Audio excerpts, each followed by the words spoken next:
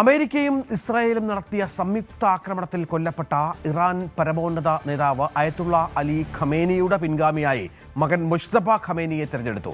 മുജ്തബയെ Irani supreme ലീഡറായി തെരഞ്ഞെടുത്തതായി ദേശീയ television അറിയിച്ചു. ഇതിനിടെ പശ്ചിമേഷ്യയിൽ യുദ്ധസാഹചര്യം മാറ്റമില്ലാതെ തുടരുകയാണ്. സൗദിയിൽ മിസൈൽ അവശിഷ്ടം വീണ് ഇന്ത്യക്കാരനടക്കം 2 പേർ കൊല്ലപ്പെട്ടു.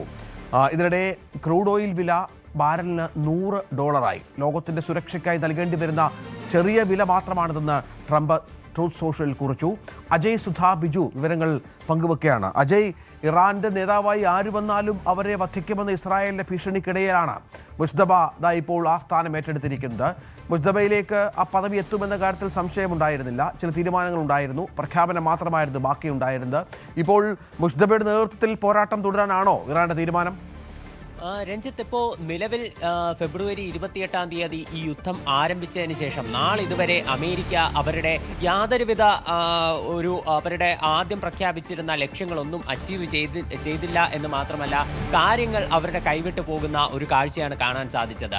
ഈ US ആദ്യം അവകാശപ്പെട്ടിരുന്നത് അവർ ഇറാനിൽ ഒരു ഭരണമാറ്റം കൊണ്ടുവരും, അവിടെ പുതിയൊരു സർക്കാരിനെ നിയമിക്കും, അത് US കൂടി താല്പര്യമുള്ള ഒരാളായിരിക്കും ഇറാന്റെ അടുത്ത നേതാവായി വരിക എന്നെല്ലാം US പ്രഖ്യാപിച്ചിരുന്നു. എന്നാൽ ഈ ആക്രമണം നടന്ന് ഏതാണ്ട് ഒരാഴ്ച പിന്നിടുന്ന ഈ ഘട്ടത്തിൽ ഇറാൻ അവരുടെ പുതിയ പരമോന്നത നേതാവിനെ തെരഞ്ഞെടുത്തിരിക്കുകയാണ്. ആയത്തുള്ള അലി ഖമനയുടെ മകനായിട്ടുള്ള മുജ്തബ ഖമനയാണ് പുതിയ ഇറാന്റെ പരമോന്നത നേതാവ്. ഈ 55-കാരൻ ഇതിനു മുൻപേ തന്നെ ഇറാൻ രാഷ്ട്രീയത്തിൽ വളരെ കടുത്ത പിടിപാടുള്ള ഒരു നേതാവ് തന്നെയാണ്. ഇതിനു മുൻപേ ഇറാൻ ഇറാഖ് യുദ്ധം നടന്ന സമയത്ത് IRGCയുടെ ഭാഗമായി എല്ലാം പോരാളിയിട്ടുള്ള ഒരു സൈനികൻ കൂടിയായിരുന്നു. അതുകൊണ്ട് തന്നെ IRGCയുമായി അടുത്ത ബന്ധം ഇയാൾക്കുണ്ട്. അവിടെ ഭരണകേന്ദ്രങ്ങളിൽ നിരവധി കാര്യങ്ങളിൽ പല നിർണായക തീരുമാനങ്ങളും ഇദ്ദേഹം എടുത്തിരുന്നു. ആയത്തുള്ള അലി ഖമനേയി ജീവനോടെ ഇരുന്ന സമയത്ത് അദ്ദേഹത്തിന്റെ ഓഫീസിനെ നിയന്ത്രിച്ചിരുന്നത് മുജ്തബ ഖമനേയി ആയിരുന്നു. ഇദ്ദേഹത്തെ വകവരുത്താനുള്ള നിരവധി ശ്രമങ്ങളുണ്ടായി. എന്നാൽ അതെല്ലാം ഇപ്പോൾ ഈയൊരു നിലവിൽ ഇറാൻ പ്രതിരോധിക്കുകയായിരുന്നു. അപ്പോൾ അങ്ങനെ എന്നാൽ അധികം പൊതുവേദികളിലൊന്നും മുജ്തബ ഖമനേയി ഇതുവരെ പ്രത്യക്ഷപ്പെട്ടിട്ടില്ല. ആയത്തുള്ള അലി ഖമനേയെ പോലെ വലിയ ഒരു പബ്ലിക് സ്പീക്കർ അല്ല.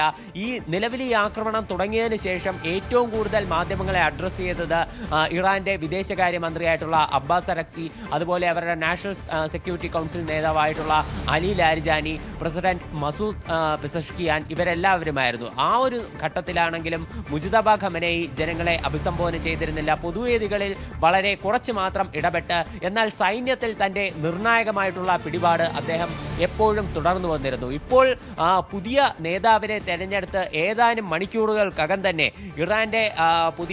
ഇറാന്റെ ഈ നാഷണൽ മീഡിയ റിപ്പോർട്ട് ചെയ്യുന്നത് പുതിയ നേതാവിൻ്റെ ഒരു നേതൃത്വത്തിൽ ഇറാൻ അവരുടെ ആദ്യത്തെ മിസൈൽ ആക്രമണം നടത്തി എന്ന് നിലവിൽ സ്ഥിരീകരിച്ചിട്ടുണ്ട്. ഇസ്രായേലിലേക്കാണ് ഈ മിസൈൽ ആക്രമണം നടന്നിരിക്കുന്നത്. ഈ പുതിയ വിവരത്തിന് അവരുടെ നാഷണൽ ബ്രോഡ്കാസ്റ്റ് മീഡിയ ആയിട്ടുള്ള IRIB അവരൊരു ടെലഗ്രാം പോസ്റ്റായിട്ടാണ് ഇത് ഇട്ടിട്ടുള്ളത്. അതിൽ ഒരു മിസൈലിൻ്റെ ചിത്രത്തിനോടൊപ്പം at your service Sayyid Mujtaba എന്ന് പറയുന്ന ഒരു ക്യാപ്ഷനോടെയാണ് ഈ ഒരു ചിത്രം പങ്കുവച്ചിട്ടുള്ളത്. അതുപോലെ അവരുടെ പ്രസിഡൻ്റായിട്ടുള്ള ഇറാനിലെ പ്രസിഡന്റ് മസൂദ് പെസഷ്കിയാൻ, അദ്ദേഹം വ്യക്തമായിട്ടുള്ളത് ഇറാനിൽ അന്തസ്സിൻ്റെയും ശക്തിയുടെയും ഒരു പുതുയുഗം പിറക്കാൻ പോകുന്നു. മുജ്തബ ഖമനയുടെ നേതൃത്വത്തിൽ ഇറാന്റെ ഐക്യം, ഒരു പുതിയ ഐക്യം അത് രാജ്യത്ത് കൊണ്ടുവരും എന്നെല്ലാമാണ് പ്രസിഡന്റ് വ്യക്തമാക്കിയിട്ടുള്ളത്. അങ്ങനെ അതെല്ലാമാണ് ഇറാനിലെ പുതിയ സാഹചര്യം. അതേസമയം പശ്ചിമേഷ്യയിൽ ആക്രമണം വളരെ കടുത്ത രീതിയിൽ മുന്നോട്ട് പോവുകയാണ്. ഇറാനിൽ പുതിയ നേതാവ് വന്ന് ആ നേതാവിൻ്റെ ഒരു നേതൃത്വത്തിൽ ഇനിയുള്ള ആക്രമണം മുന്നോട്ട് പോകും എന്നെല്ലാമാണ് അവരുടെ ഭരണ നേതൃത്വം വ്യക്തമാക്കുന്നത്. IRGC ഇതിനോടകം തന്നെ മുജ്തബ ഖമനേയിക്ക് പിന്തുണ അറിയിച്ചുകൊണ്ട് മുന്നോട്ട് വന്നിട്ടുണ്ട്. ഇപ്പോൾ പുതിയ തരത്തിലാണ് ആക്രമണങ്ങൾ പോകുന്നത്. ഇതിനിടെ ഏറ്റവും പ്രധാനപ്പെട്ട വിവരം, ഇന്നലെയൊക്കെ ബഹ്റിനിലെ മറ്റും സമുദ്രജല സംഭരണശാലകൾക്ക് നേരെയുള്ള ആക്രമണമൊക്കെ വലിയ വാർത്തയായിരുന്നല്ലോ അജയ്. അത് ഈ പറഞ്ഞതുപോലെ ജലയുദ്ധം ആരംഭിച്ചു എന്ന നിലയിലൊക്കെയാണ് കാര്യങ്ങൾ മുന്നോട്ട് പോകുന്നത് എന്നാണ് മനസ്സിലാകുന്നത്. ഇന്നലെ ഗൾഫിലെ പല മേഖലകളിലും ആക്രമണം ഉണ്ടായിരുന്നു. അത് പ്രധാനപ്പെട്ട ഒന്നായി മാറിയ പശ്ചാത്തലമുണ്ട്. നിരവധി ആളുകൾ കൊല്ലപ്പെടുന്നുണ്ട്. ഇന്ത്യക്കാരടക്കം കൊല്ലപ്പെട്ടു എന്ന വാർത്തകൾ പുറത്തു വരുന്നുണ്ട്. GCC രാജ്യങ്ങൾ യോഗം ചേരുന്നുണ്ട്. GCC രാജ്യങ്ങളിലെ ചില പ്രതിനിധികൾ ട്രംപുമായി സംസാരിച്ചിട്ടുണ്ട്. അങ്ങനെ ഈ ഗൾഫ് മേഖലയിലേക്കുള്ള ആക്രമണം കടുപ്പിക്കുന്നു ഇറാൻ വരും ദിവസങ്ങളിലും എന്ന് വേണമോ കരുതാൻ? തീർച്ചയായിട്ടും ഇപ്പോൾ ഏറ്റവും കൂടുതൽ ആക്രമണം നടന്നിട്ടുള്ളത്, ഒരു സംഘർഷം രൂക്ഷമായിട്ടുള്ളത് സൗദി അറേബ്യയിലാണ് എന്ന് നമുക്ക് കാണാൻ സാധിക്കും. സൗദിയിലുള്ള അൽ ഖുർജ് നഗരത്തിൽ ഒരു ഇന്ത്യൻ പൗരനും അതുപോലെ തന്നെ ഒരു ബംഗ്ലാദേശി പൗരനും കൊല്ലപ്പെട്ടിട്ടുണ്ട്.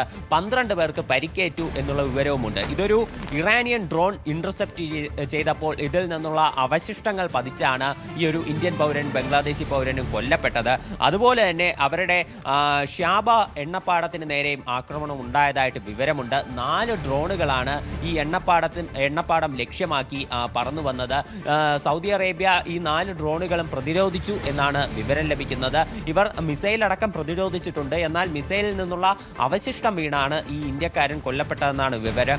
ഒരു റെസിഡൻഷ്യൽ ബിൽഡിങ്ങിലേക്കാണ് ഈ മിസൈലിന്റെ അവശിഷ്ടം പതിച്ചത്. ഈ ബിൽഡിംഗ് നശിക്കുകയും അതിനെ തുടർന്നാണ് ഈ 2 പേർ കൊല്ലപ്പെടുന്ന, അതുപോലെ 12 പേർക്ക് പരിക്കേൽക്കുന്ന സാഹചര്യം ഉണ്ടായത്. ഇയാളെ സംബന്ധിച്ചുള്ള ഈ ഇന്ത്യക്കാരൻ്റെ മറ്റ് വിവരങ്ങളൊന്നും നമുക്ക് നിലവിലെ സാഹചര്യത്തിൽ ലഭ്യമല്ല. അതുപോലെ തന്നെ സൗദിയിൽ ഈ സംഘർഷം രൂക്ഷമായ സാഹചര്യത്തിൽ എല്ലാ അമേരിക്കൻ പൗരന്മാരോടും, അടിയന്തര സേവനങ്ങൾ നടത്തുന്ന ജീവനക്കാരൊഴിച്ച് മറ്റെല്ലാ അമേരിക്കൻ പൗരന്മാരോടും കുടുംബത്തോടടക്കം സൗദി അറേബ്യയിൽ നിന്ന് US എത്തണം എന്നുള്ളൊരു നിർദ്ദേശം കൂടി US ഭരണകൂടം നൽകിയിട്ടുണ്ട്.